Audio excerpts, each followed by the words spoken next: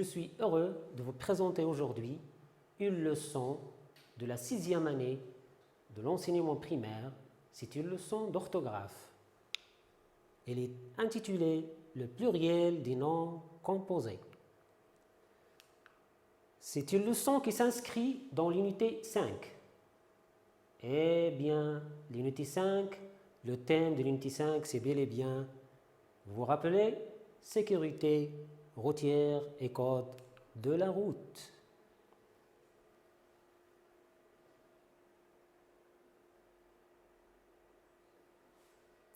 Oui, donc la leçon, c'est le pluriel du nom composé.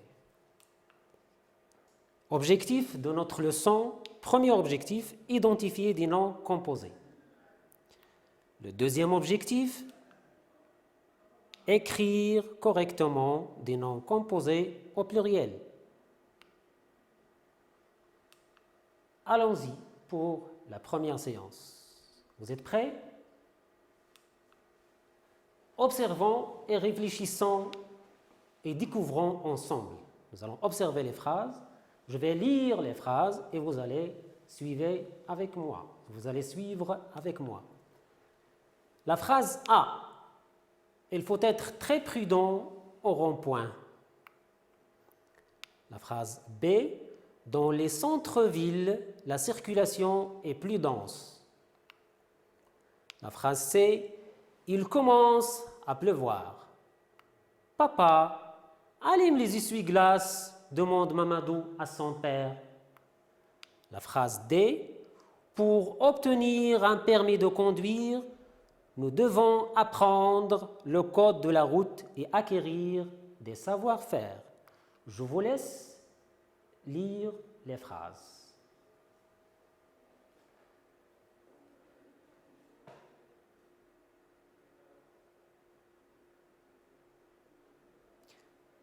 Oui, très bien. Vous y êtes? Allons-y pour la compréhension. Je lis et je comprends. Première question. À quel endroit faut-il être très prudent? Vous vous rappelez de la première phrase? Alors, à quel endroit faut-il être plus prudent? Je vous entends répondre « Très bien, très bien ». C'est au rond-point qu'il faut être plus prudent. C'est au rond-point qu'il faut être plus prudent. Deuxième phrase, deuxième question. Où la circulation est-elle plus dense? Oui, je vous entends répondre. Excellent. La circulation est plus dense dans les centres-villes. Dans les centres-villes. Troisième question. Mamadou demande à son père d'allumer les lumières ou bien les essuie-glaces. Rappelez-vous qu'il pleut. Mamadou est avec son papa dans la voiture. Alors la réponse, évidemment, il lui demande d'allumer les essuie-glaces. Les essuie-glaces. Quatrième phrase, la phrase D, quatrième question. Est-il suffisant d'apprendre le code de la route pour avoir un permis de conduire? Est-ce qu'il est suffisant d'apprendre le code de la route pour avoir un permis de conduire? Hein? Oui, j'entends la réponse. Vous êtes excellent. Non, nous devons acquérir une multitude de savoir-faire. Savoir-faire. Maintenant, manipulons et réfléchissons ensemble.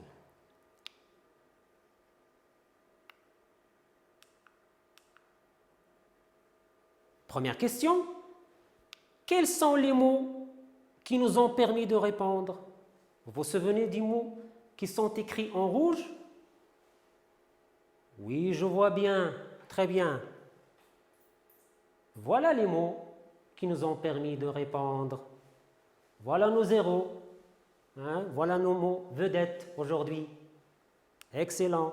Donc, je vais lire les mots des ronds-points,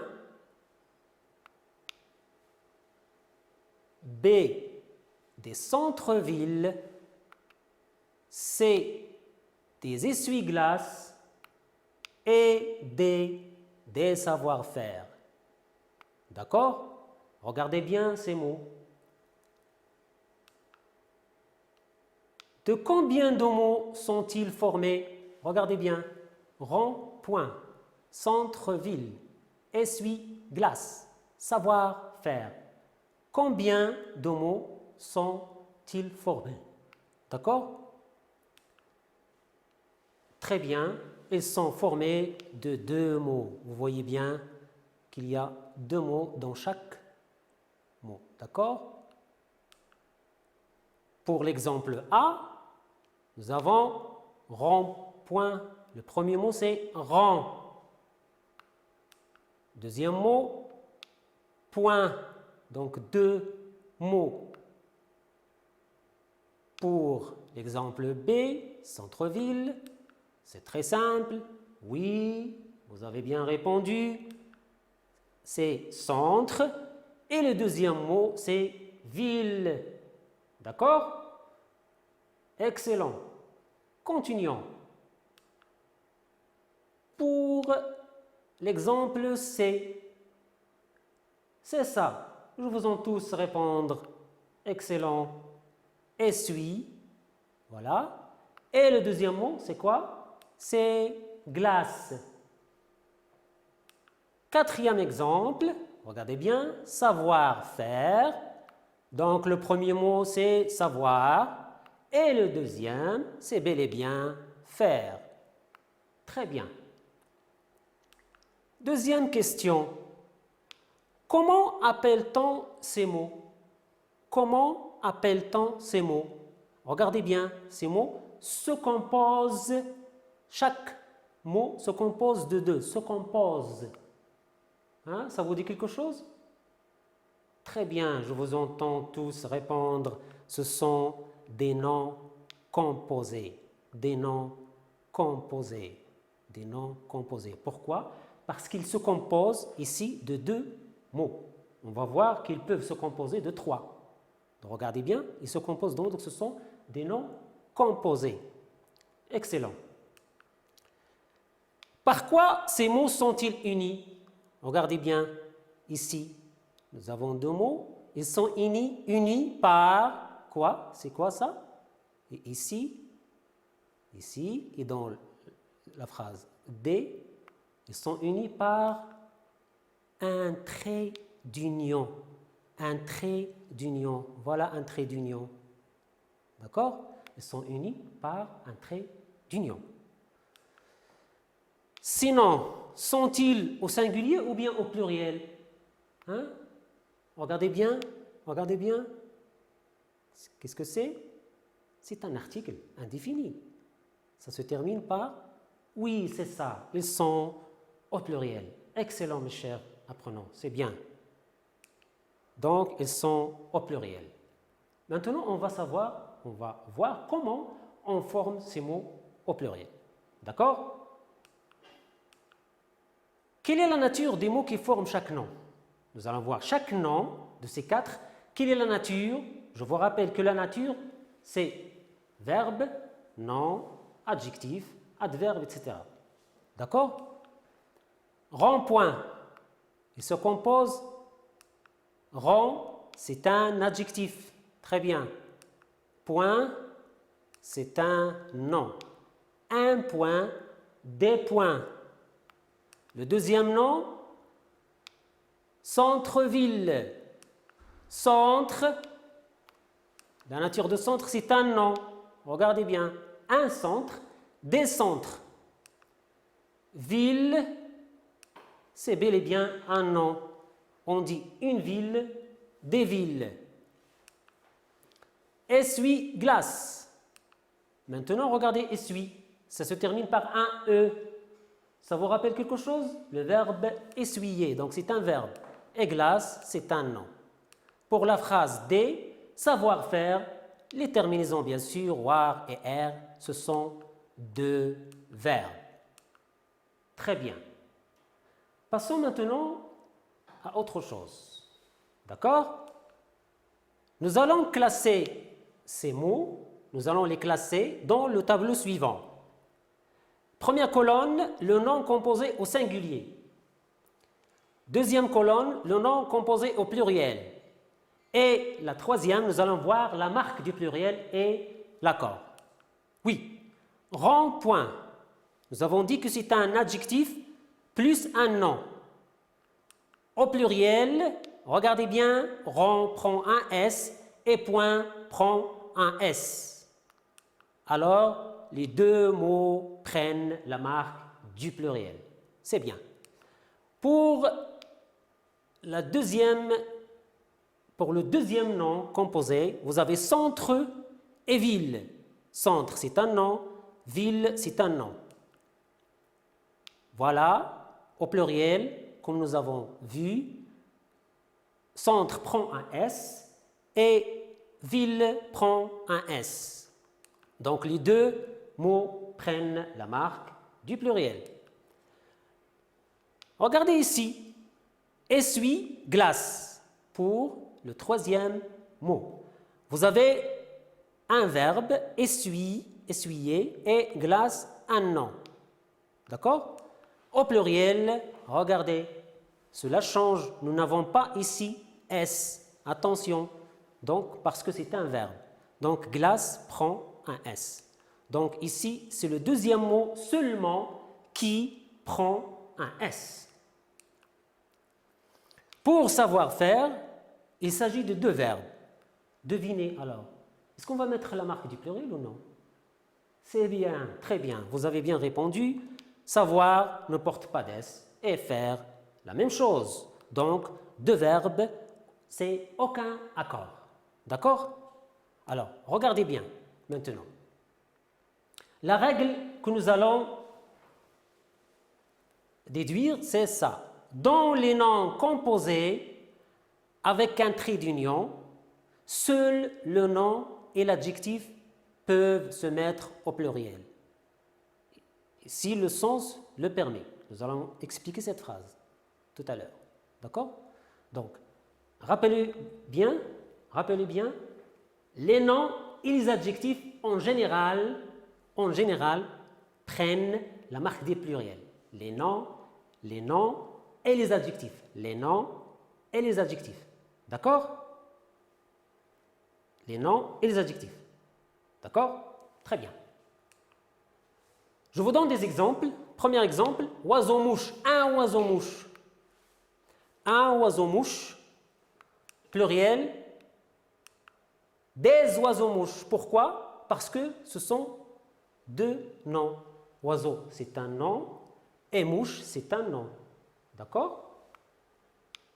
Donc, ils prennent tous les deux la marque du pluriel. Ici, la marque du pluriel, c'est X, parce qu'il se termine par E-A-U, et ici, c'est S. Donc, deux noms, on met l'accord pour les deux mots. Un rouge-gorge. Un rouge-gorge, c'est un oiseau. Alors, qu'est-ce qu'on va mettre? Est-ce qu'on va mettre l'accord? Donc, rouge, c'est un adjectif. C'est bien. Gorge, c'est un nom. La gorge. La gorge. D'accord? Donc, des rouges-gorges. Les deux mots prennent la marque du pluriel parce qu'il s'agit d'un adjectif et d'un nom. Et on a dit que les adjectifs et les noms s'accordent. D'accord? On passe. Un coffre fort. Un coffre fort. Un coffre, des coffres. Donc, c'est un nom. Un coffre. Fort, c'est un... Oui, je vous entends. Vous êtes fort. Vous allez répondre. Eh bien, et vous êtes forte aussi. Donc, c'est un adjectif. Très bien. Donc, des coffres forts. Les deux prennent la marque du pluriel. Donc, pour les noms composés pour les adjectifs et les noms, ça s'accorde. Un sourd muet. Un sourd muet.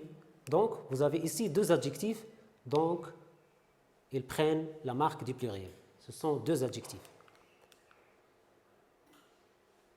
Je vous donne cet exemple, un timbre-poste.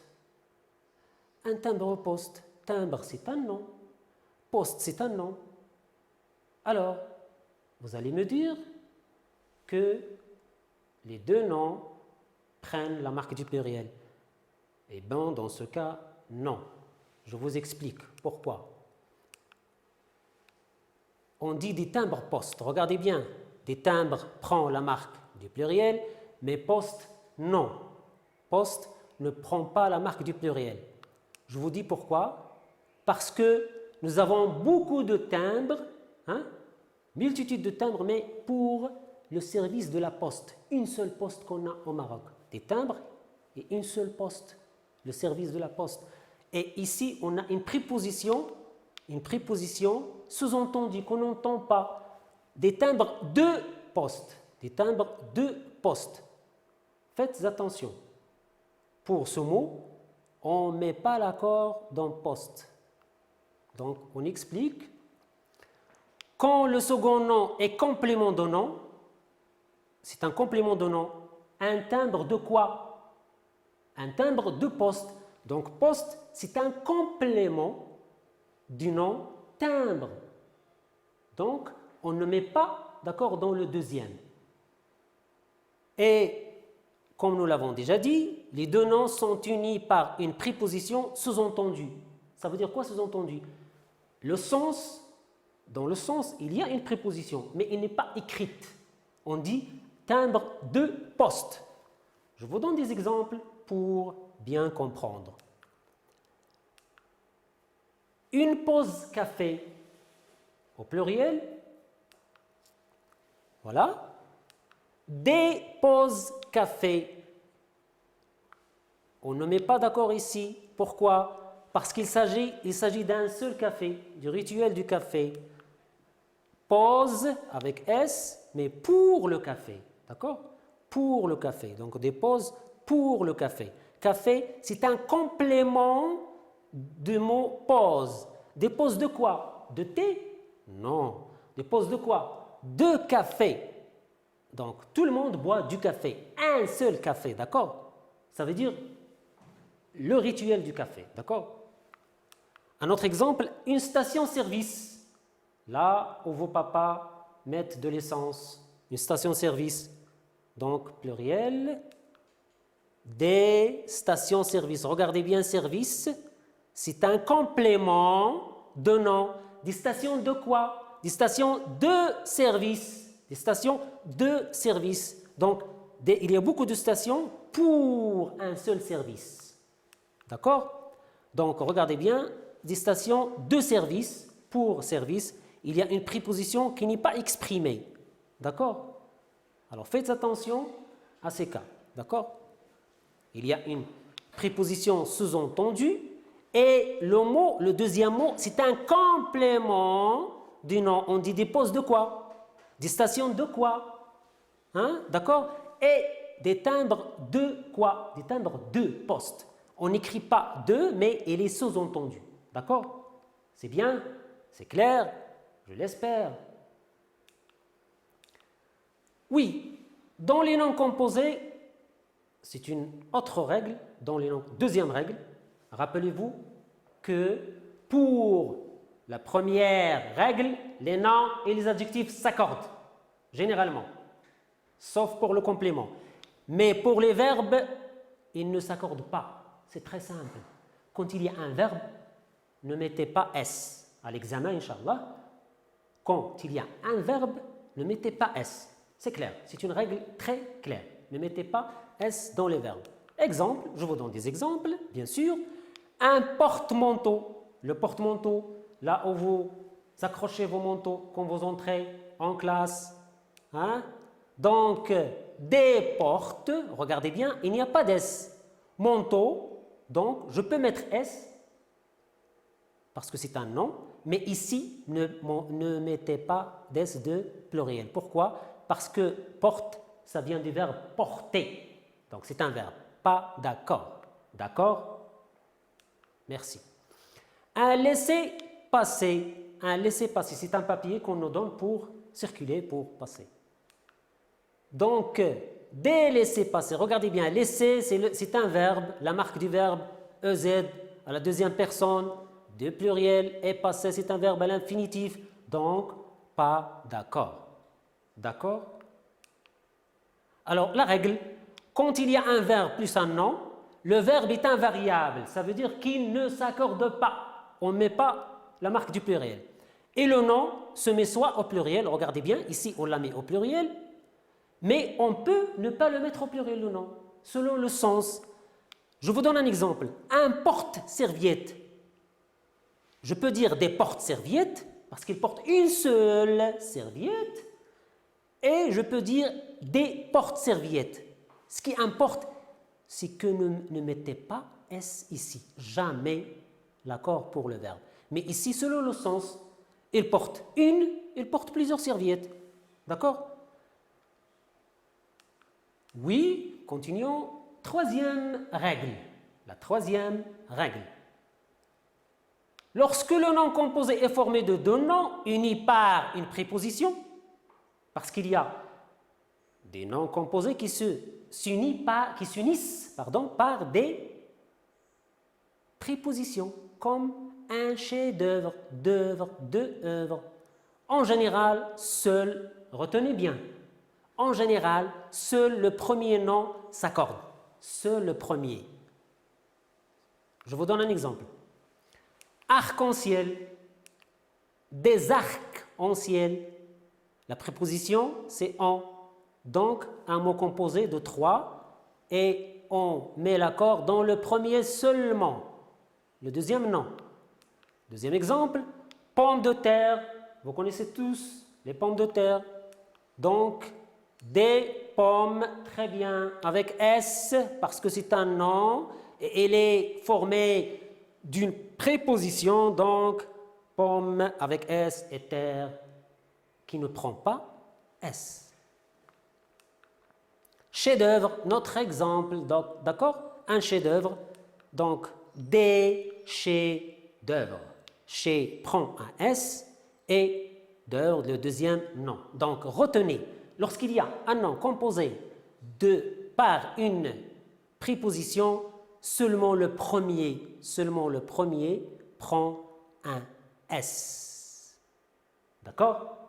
J'espère que c'est clair. Alors vous allez vous exercer maintenant, appliquer ce qu'on a vu. Premier exercice. Entoure dans les phrases les mots composés. Nous allons identifier notre premier objectif, les noms composés. Donc, ton haut-parleur gêne la conduite. L'essuie-glace est indispensable quand il pleut. Troisième phrase, un laissez-passer est exigé pour passer le contrôle routier. Et la dernière phrase, sa voiture n'a pas d'appui-bras. Je vous laisse 15 secondes pour identifier d'abord les noms composés. Oui, je vois bien que vous y arrivez. Très bien, vous êtes excellent. Donc, c'est pour la première phrase, haut-parleur. Il y a un trait d'union. Pour la deuxième phrase, l'essuie-glace est indispensable quand il pleut. C'est bien, donc, essuie-glace. Pour la troisième, un laissez-passer est exigé pour passer le contrôle routier. C'est bien, un laissez-passer, deux verbes, excellent, vous êtes excellent. Et la dernière, appui-bras. Je vous remercie et j'espère que vous avez bien retenu les trois règles. Premièrement, les noms et les adjectifs s'accordent. Le verbe ne s'accorde jamais. La troisième règle, très importante, quand il y a une préposition, seulement le premier qui prend le S du pluriel. Servez-vous de vos manuels pour faire l'évaluation avec vos parents et qu'ils vous corrigent, et je vous souhaite une bonne continuation et vous allez réussir à l'examen, Inch'Allah.